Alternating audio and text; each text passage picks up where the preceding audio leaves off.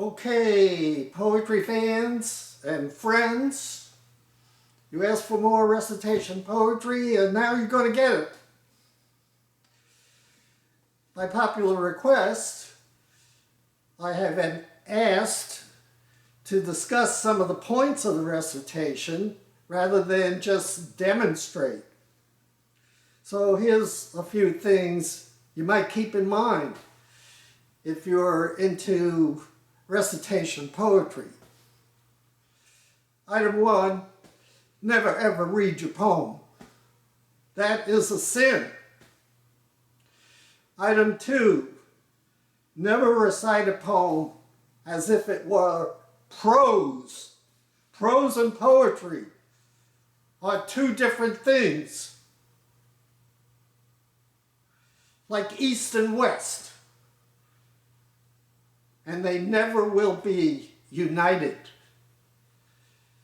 Poetry is majestic, powerful, emotional. So that's the way you should say it. Now the other items to keep in mind are that in English poetry, the words are inflected. Dee-dum, dee-dum, dee-dum, dee-dum, dee-dum.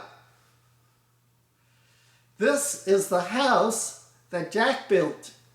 Every school kid in America and in England can say that correctly. The French would emphasize each syllable and it would come out something like, "This is the house that Jack built." That's not English poetry. The other two items which are important to keep in mind are that English poetry is in half sentences separated by a pause called a caesura. And English poetry emphasizes alliteration, the repetition of consonant sounds, particularly in the first half sentence, as you will soon see as I recite this famous soliloquy by William Shakespeare from Hamlet. To be or not to be? That is the question. Whether 'tis nobler in the mind to suffer the slings and arrows of outrageous fortune, or to take up arms against the sea of troubles and by opposing end them. To die, to sleep, we say we end the thousand natural shocks that flesh is heir to. 'Tis a consummation devoutly to be wished. To die, to sleep. To sleep,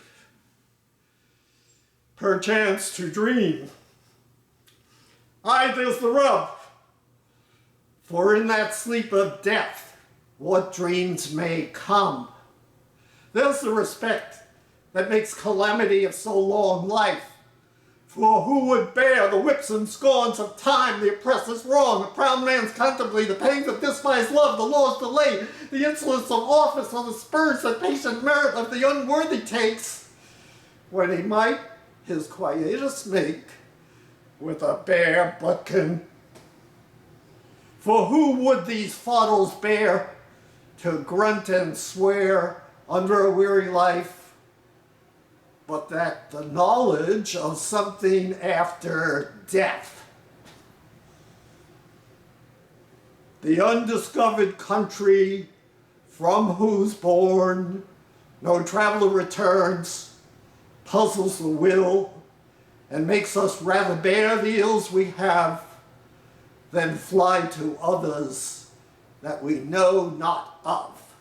Thus does conscience make cowards of us all, and thus the native hue of resolution is sickled o'er with a pale cast of thought, and enterprises of the great pith and moment with this regard their currents turn awry. soft you now, the fair Ophelia. Live, in thy orisons be all my sins remembered.